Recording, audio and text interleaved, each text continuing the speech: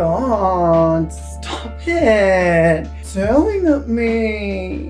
Literally just sat in a room alone, looking at a camera going, oh, something is wrong. Hi, what's up you guys, and welcome back to Movies and a Mug, a little show where I sit down every single Monday and talk about a movie that's putting on a mug. Get it? This week, we are going to be talking about the 1986 horror, thriller, slasher? Shopping mall. An exceedingly campy, silly, and altogether nonsensical movie about 3 killer security guard robots who work in a shopping mall, hence the name, because they get chopped up in a shopping mall. So Joe, get it? You, got a license for that outfit? Dad's a Marine. Thank you. Have a nice day. Before we jump into this week's debauchery, just a little recap on last week's video. So last week we took a dip, we took a dive into the oh so toxic waters of 365 days, and yep, everything you've heard is true. That movie is trash. The plot made me itch. And what I find absolutely cocoa bananas is that not only did they make 2 more of them, which, I mean, obviously we'll review them at some point, don't worry, hen, but the crazy thing is that I found communities, whole Facebook groups with thousands of people in them who, I guess, really like this series. It is truly wild to me, the type of media that some of y'all choose to support when we have shows like Sense8 getting cancelled. Yes, I'm still mad about Sense8, never forget. But, I mean, the actors were sexy though, so if you do want to check that video out, you can find it in the Movies and a Mug playlist. Alright, Shopping Mall. So the movie begins with a product demonstration of a new series of robots called the 101 series. I'd like you all to meet your brand new security team, the Protector 101 series robots. And these robots are going to be taking over the security function at a local shopping mall. They took our jobs! So they introduce them to a crowd of people, and there's like a little tech demo to, you know, show them the functionality. And they kind of look like the robots you might see on Robot Wars. But when they're being revealed to the public, this one guy who's sitting in the audience just comes out with this. I don't know, Mary. The one in the middle has an unpleasantly ethnic quality. And I guess the only response I have to that are the immortal words of Cheyenne from Superstore. You're a fat bitch. Okay, so the whole point of these robots, like as a security function, is that they have like weapons like built into them. They have lasers, they have tasers, sleeping darts. They've got everything that they need in order to immobilize an intruder. And now the movie does give an overview of like the parameters that are supposed to surround the robots, you know, like the things that they can do, the things that they can't do, or at least, you know, how they were intended to function. So if you're working late or if you're a staff member, you're supposed to be able to just show the robots like your badge and they'll say, okay, you're not an intruder. If you are an intruder, they're supposed to like shoot you with a sleeping dart or tase you and then send a signal to the mainframe computer that will then alert the police. Like the movie goes into a lot of detail telling you all this, but it's gonna be irrelevant. We then have the longest, most 80s intro sequence I have ever seen in my entire fucking life, and it goes on for something ridiculous like 7 fucking minutes. And it's literally just people walking through a mall. People going getting burgers, people going to the cinema. Some girls in bikinis come down an escalator, and everyone has really big coiffed hair. And let's face it, the 80s were a fashion moment, so even though it was long, I wasn't mad at it.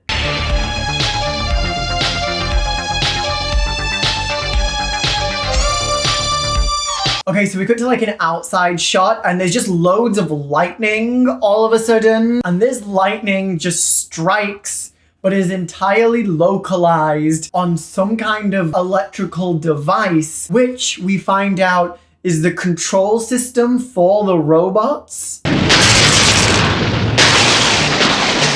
How there is a lightning storm that is entirely localized to only strike this one piece of electrical equipment. We don't know, but it happens. And I guess it overrides all of the robots' protocols? Question mark? Because one of the robots then activates and straight away just slices some dude's throat. Like the robots just go straight to killing bitches.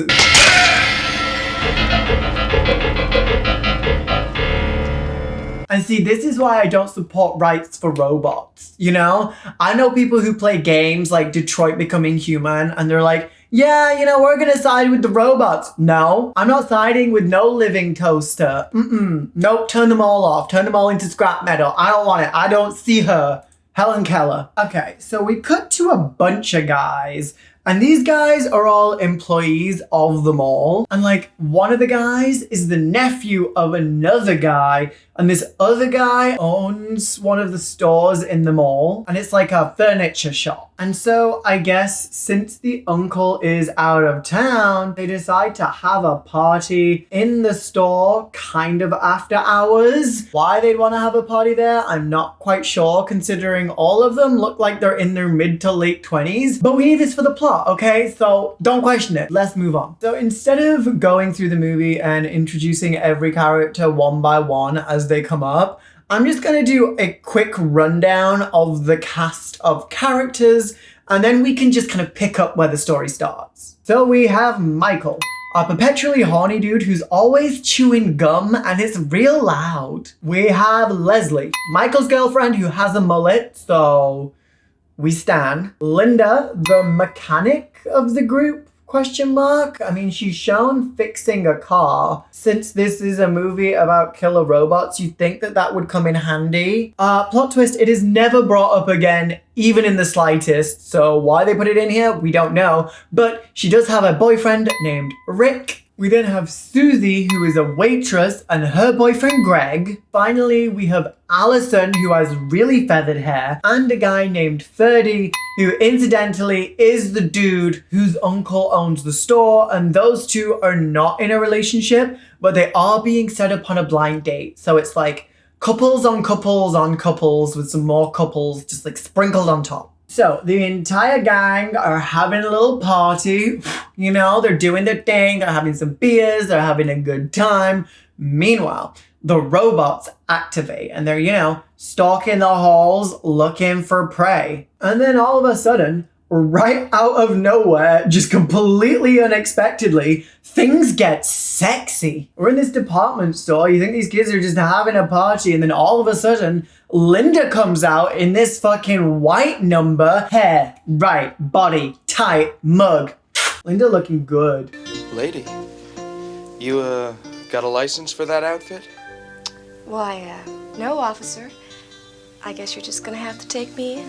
Not gonna lie though, a part of me does think it's kind of gross to have sex on display furniture. But then again, I am the same dude who had sex on a megabus, so... Welcome aboard Megabus.com. Thank you for choosing to ride with us. Okay, so the camera just starts panning around this furniture store, and you quickly realize that this party is, well, it's kind of a sex party. All of the three established couples are just in different parts of the store, on different beds, couches, futons, just like smashing, but within maybe 15 feet of each other. Why y'all doing it separately? Just put the keys in a bowl, mix it up, see where it takes you. Oh, and then this happens. You smell like pepperoni. Well, if that's the way you feel. Wait a minute. What? I like pepperoni. Yeah, I really don't know what to do with this. Y'all are welcome, I guess. Oh, I think I did forget to mention, everybody is smashing apart from Allison and Ferdy because, you know, remember I told you they're on their first date, which, I mean, it wouldn't have been a problem for me. But I'm a hoe. They're just like watching TV whilst everybody else smashes around them, which might be more weird now that I think about it. Okay, so whilst all the gang are like straight smashing, the robots are doing their little patrols. And they come across a janitor who's, you know, mopping up some ice cream that's been spilled or something. And one of the robots rolls directly into his bucket. And so this janitor is like, what the fuck, robot bro? rude. And then the robot, I guess because it remembers some of its programming, is like, hey, I need to see your ID. So the dude shows the robot his ID, but obviously the robots are malfunctioning and for some reason have turned into serial killers, so it fires out a taser. So then the janitor is just assaulted by what I can only describe as force lightning. And okay, I know this is a dude getting electrocuted to death, but I laughed. I laughed so hard. Was this effect bad even in the 80s? Like, I feel like it was. Like, I feel like this was always hilarious. Okay, so Michael, remember Michael, the guy who's always chewing the gum? He finishes boning his missus and she's like, I want a cigarette. He's like, well, there's some Camels by the till. And she's like, no, bitch, I only smoke Virginia Lights, so you need to go down to the cigarette vending machine and get me a packet of smokes. Honestly, it is so strange to me to think that you just used to be able to smoke wherever you wanted. Oh, and I don't really know where this should go as a general observation, so I'm just gonna put it in here. So when Mike is leaving to go get the cigarettes, Leslie, his girlfriend, decides to flash him just a little bit of titty. And as a gentleman who has not traditionally been interested in titties and things of a feminine nature, I was captivated, entranced. The surface area of her titties, which are sizable, are just like 80% nipple. And I had never seen anything like that before. I didn't know what to do. It is wild that I could watch the entirety of 365 days and not even blink. And then this one woman shows us just a little bit of titty and I'm just sat there like, oh. Okay, so Mike grabs his work pass and he goes to get some ciggies. And then the robot comes up to him and asks him for his identification. But obviously, because of the weird lightning thingy, the robots are just killing everybody. So in a somewhat anticlimactic scene, like, there's no real build up here. The robot hits him with a sleeping dart and then uses one of its arms to gouge his throat out, leaving him bleeding and dead on the floor. For the first member of the core group to get picked off is a little bit boring. But then obviously Leslie, you know, Leslie with the nipples, she goes to find her boyfriend. And now this is where the movie just gets fucking buck. So Leslie goes to the cigarette vending machine thing and obviously finds Mike with his throat gouged out. And then the robot starts firing these laser beams at her, and this made me laugh so much because the laser beams are obviously like some form of CGI and they're just going in every single fucking direction. And some of them hit her and like give her a little sting, so you don't think that the laser beams are that powerful. So she's running, still in her underwear, through this mall, and obviously all the rest of the gang hear her screaming. So they all come to see what's going on, and then right in front of the store, the robots fire a laser beam into her face, and her head just explodes like a watermelon on TikTok. So then the robot sees this group of people just staring at their friend's splattered brains on the floor and is like, gotta kill you now. And so the hunt is on. So the robot is chasing them through the store and it's just sending laser beams fucking everywhere and causing like massive property damage. Feathers going everywhere, TVs are getting blown up. Honestly, it's kind of camp. So they all go into the stock room to try and hide. But the robots apparently are equipped with explosive gel that can like bust through metal doors. And so they decide to split up. So the girls will go through the air vents and will try and get to safety in like the parking lot. But the boys, well, I guess they're just gonna have to stay and fucking fight these robots. And so the boys run and they end up in like a sporting goods store that I guess also stocks guns. Let's go send those fuckers a Rambogram. So So they get a fuck ton of guns and they go to kill the robot, but wouldn't you know it, either the boys are just terrible shots or the robots are impervious to bullets. I'm impervious to bullets, Mommy. Hey, get back down there. You're playing possum. Ferdy also rolls a gas canister up to the robot and then they shoot it, but still doesn't die. So I guess it's also impervious to fire. I'm impervious to bullets. Okay, so the girls are in the air vents, but I guess the robots also control the air vents, so they make it really hot in the air vents, so then the girls get out of the air vents, and then they separately decide to go stock up at a different place that also sells guns and also gasoline, and they decide to make like a load of Molotov cocktails. Okay, so one of the robots finds the girls, and the robots do have numbers like 1, 2, and 3, but I'm just gonna say one of the robots and we'll just keep a kill count because it's easier, because I can't remember which one is which. I'm not tracking the movements of each individual robots. Like, one of the robots finds the girls, okay? The robot shoots Susie in the leg, so Susie goes down. And do you remember how I said that the girls had just stocked up on a load of Molotov cocktails? Well, the robot decides to shoot one of them with its laser beam and just completely immolates Susie. And then you just see Susie running around fully on fire whilst her friends just stand there like this. Nobody tries to put her out. Nobody tries to find a fire extinguisher. Everyone's just like, oh, fuck. Sucks to be Susie right now. I just like, god damn, this movie moves quick. Like, not 10 minutes ago, we were watching these people get dicked down inside a furniture store.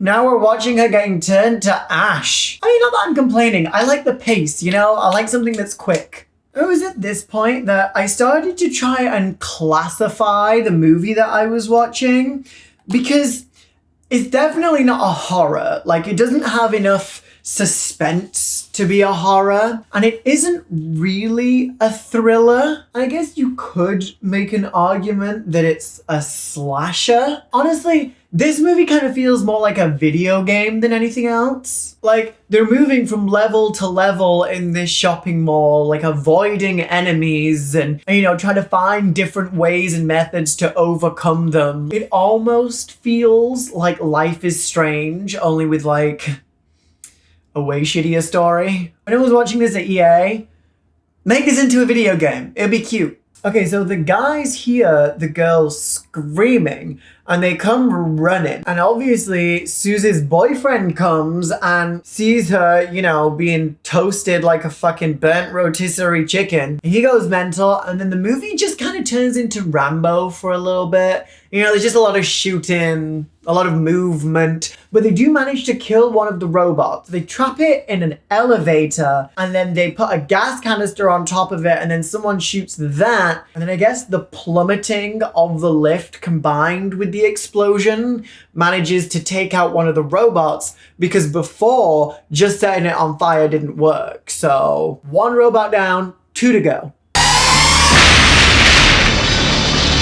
Okay, so the guys managed to lose the robots and they all hold up in this store. And they kind of just sit around and drink Diet Coke, which I really hope is product placement. I hope that Coke heard the premise for this movie and were like, this is gonna be a hit. We need to get our product featured in Chopping Mall, because that is the future of cinema. And honestly, I'm talking about it, so they weren't wrong. One of the girls does a little tally, you know, just like some quick math, trying to figure out how much debt they're gonna be in for completely wrecking this mall. And I'm not gonna lie, I do like it when someone in a movie that is, you know, as stupid as this one just sits down and goes, okay, but how would this work in the real world? Because there ain't no insurance policy gonna cover, oops, I'm sorry, an electrical storm turned our robot security guards into serial killers. Do you guys remember Greg? Greg, the one who saw his girlfriend got turned into popcorn. Honestly, he's going a little bit mad.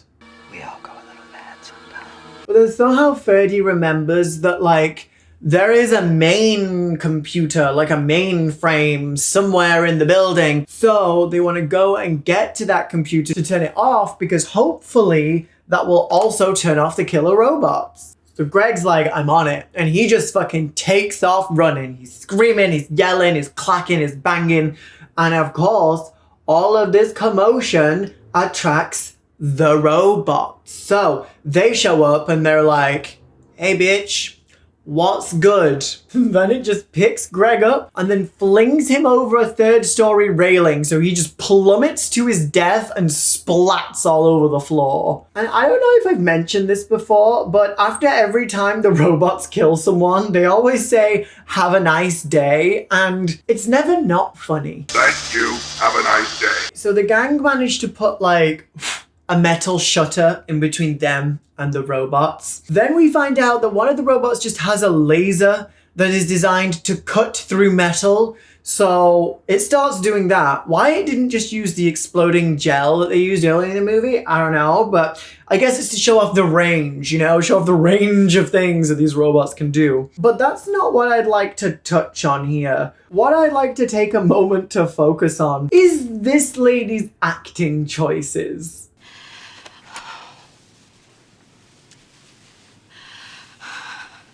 I guess I'm just not used to being chased around a mall in the middle of the night by killer robots. Honestly, it's the slow sink down to the floor for me. Like, she really said, this is my moment, and I'm gonna use every single second of it. Let me do a slow sink whilst I sob. I love it. That is so camp. Some boys take a beautiful girl and hide her away from the rest of the world.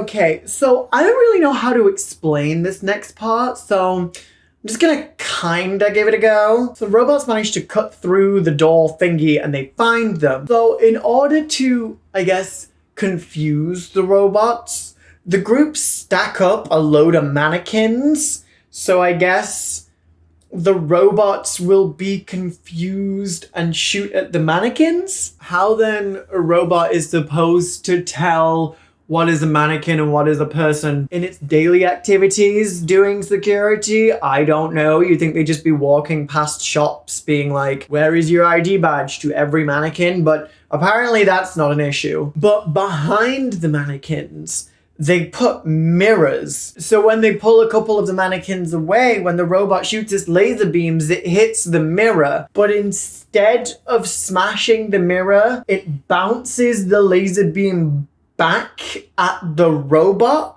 causing it to, again, be engulfed in force lightning. And like, I don't want to nitpick or anything, but this laser beam was powerful enough to explode a girl's head like a rotten tomato. So why a mirror can reflect it, I have no idea, but it can, and it successfully defeats one of the robots. So that's 2 down, 1 to go.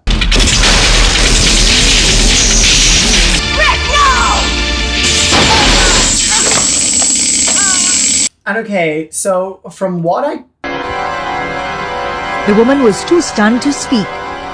Oh, fuck. Well, that was bullshit. Y'all know I love Pat McGrath. Almost everything I use is fucking Pat McGrath. But, bitch, what the fuck? I tried to put this Skin Fetish Sublime Perfection Foundation in the shade Medium 17 onto this here beauty blender. I applied it like this, and as you can see, it went onto the beauty blender, but also spackled all the way up my fucking wall. Oh, fuck. Pat McGrath Labs is gonna receive a strongly worded complaint. Ugh, you know what's annoying? I want the product to be bad now. I'm like, I'm so pissed off, and if it's bad, I can bitch it up, but this foundation is fucking beautiful. It's fine, I'll accept free product. I have completely forgotten where I was up to because that took me fucking 20 minutes to clean. I don't know. Greg charged the robot on a vacuum cleaner and got electrocuted. I think that's where I was up to. That's where I'm gonna carry on from. 2 robots down, 1 to go. We're in the home stretch. Alright, so just to quickly sum everything up, everybody's dead apart from Allison and Ferdy. Remember the couple who were on their first date? Best first date ever, by the way. They are the only two left kicking. So they decide to split up to try and look for this computer room thingy. But then the robot finds Allison. And Ferdy hears her screams, and for some reason the robot doesn't immediately kill her like it does everything else. So Ferdy goes running and he's like, oh my god, no, Allison. And then just as he gets there, the robot picks up a fire extinguisher and just yeets it at him, knocking him out and causing him to crack his head on the floor. And Allison's just like, you know what? Fuck this shit. So she runs into a paint store and she tips a load of paint over and also a load of turpentine. And then she lures the robot into it. And I guess like at some point in the movie, she hid a firecracker in her titties, and her plan seems to work because the robot's wheels get all like caught up in the paint and it can't really move. So she gets out her titty firecracker and she lights it and she throws it at the robot. And of course, this bitch just threw an open flame into a paint supply store with a fuck ton of turpentine that had just been poured all over the floor. So what do you think happens? The entire fucking place goes up in flames. Have a nice day!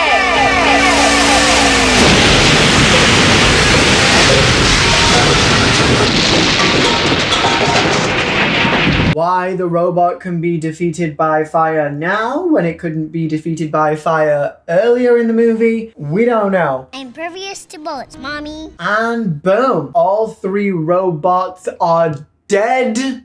I guess decommissioned, and Allison has survived. She is the Scream Queen of Chopping Mall. But wait, there's more. Ferdy is back. Turns out having a fire extinguisher yeeted at you and cracking your head open on the floor can't keep a good bitch down. And then the movie ends with both of them still trapped inside the mall, but it's fine because, you know, the robots are dead, so I guess they can just get back to fucking on other people's furniture. Oh, I guess they didn't fuck, but maybe now they will. And that's the end of the movie. So I'm gonna go put on my lashes, get changed, and we'll have some final thoughts.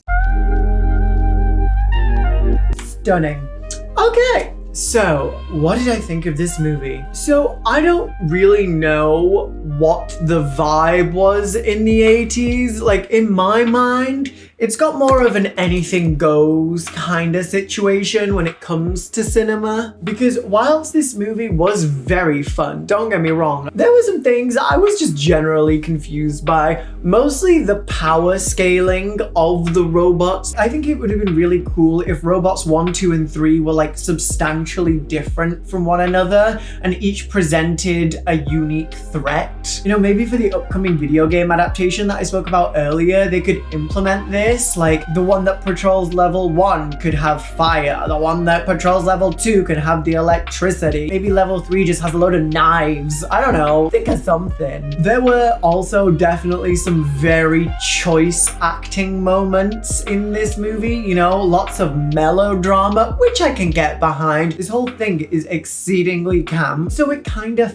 fits with what's going on. And let's face it, if you have a concept like killer robots in a shopping mall, you really need some high energy performances to kind of carry the movie. I'd also like to take a moment, you know, a moment of silence for my fucking wall. But all in all, I do definitely think that Chopping Mall is worth a watch. It's definitely something that you could watch with a group of friends if you just want to put something stupid on. And as an added bonus, the entire movie is available for free on YouTube. I will link it in the description below. It's been there for a while and it has a few thousand views, so I'm pretty sure it's there legally. Don't quote me on that. And if it does get removed from there, like, it's probably on Tubi, you know, like everything else that's either trash or over 10 years old. Okay guys, thank you so much for watching. I hope you enjoyed this video and I hope you liked this look. I'm gonna go sit in the dark and think about those big nipple titties. So until next time, stay safe and as always, kisses from England. Bye guys.